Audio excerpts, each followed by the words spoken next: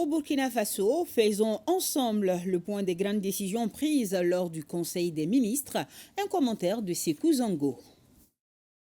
Le mausolée Thomas Sankara et ses 12 compagnons à Ouagadougou sera inauguré le samedi 17 mai prochain. La décision est prise à ce rendez-vous hebdomadaire de l'exécutif burkinabé. L'inauguration de cette première infrastructure d'envergure du site du mémorial Thomas Sankara vise à rendre hommage au père de la révolution d'août 83 et ses 12 compagnons, mais aussi perpétuer l'élan révolutionnaire enclenché le 17 mai 1983.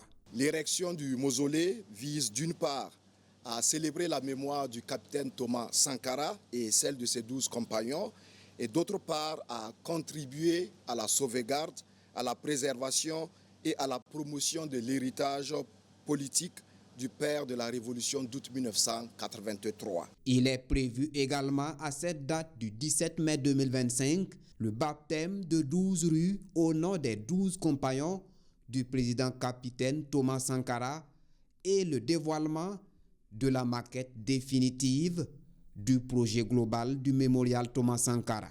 Ce Conseil des ministres donne également son accord pour l'octroi du statut de pupille de la nation à 158 enfants mineurs des forces de défense et de sécurité, ainsi qu'à des enfants mineurs d'agents publics tombés sur le champ d'honneur ou blessés du fait d'exercices opérationnels dans le cadre de la sécurisation du territoire national. L'octroi du statut de pupille de la nation, conformément aux dispositions de la loi du 10 juin 2022 et de son décret d'application du 19 septembre 2023, permet aux bénéficiaires la gratuité, bien entendu, des soins de santé et de scolarité, un soutien matériel et financier et bien entendu un soutien psychosocial.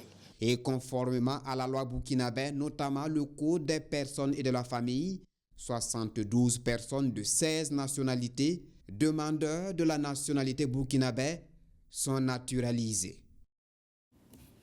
Signature d'un accord de joint venture entre la République du Niger et la société Survana Royal Gold Trading, une alliance qui vise à transformer localement les ressources aurifères du pays et à renforcer durablement l'économie nationale. Issa Ousmane Mahama et Hassan Abdoulaye Moussa.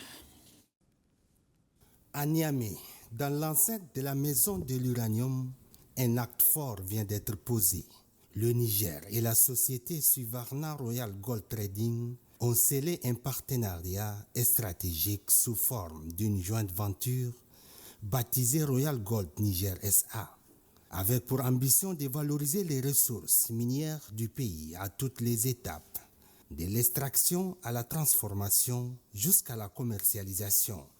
Un projet porté par le ministère des Mines sous le leadership du commissaire colonel Abarchi Ousmane, en présence du ministre délégué au budget Mahaman Sidi et du PDG du Survana Patini Mansoukal. Cette signature incarne une volonté politique ferme portée par les plus hautes autorités de la refondation de faire du secteur minier un véritable levier de souveraineté, de prospérité et de dignité nationale. Le ministre des Mines a rappelé que cette initiative s'inscrit dans la vision de la refondation nationale, amorcée depuis le 26 juillet 2023 par le CNSP. Désormais, l'or du Niger ne sera plus seulement extrait, il sera transformé ici, au profit des Nigériens. En effet, de par cet accord, l'État du Niger détient 45% de Royal Gold Niger SA et bénéficiera de l'apport technique de Survana Royal Gold Trading LLC. C'est une première car l'État du Niger ne s'était jamais investi auparavant dans une telle activité. Cette signature n'est qu'un premier pas sur le chemin de la prospérité, un chemin balisé par la vision des Niger souverains, prospères et maîtres de son destin.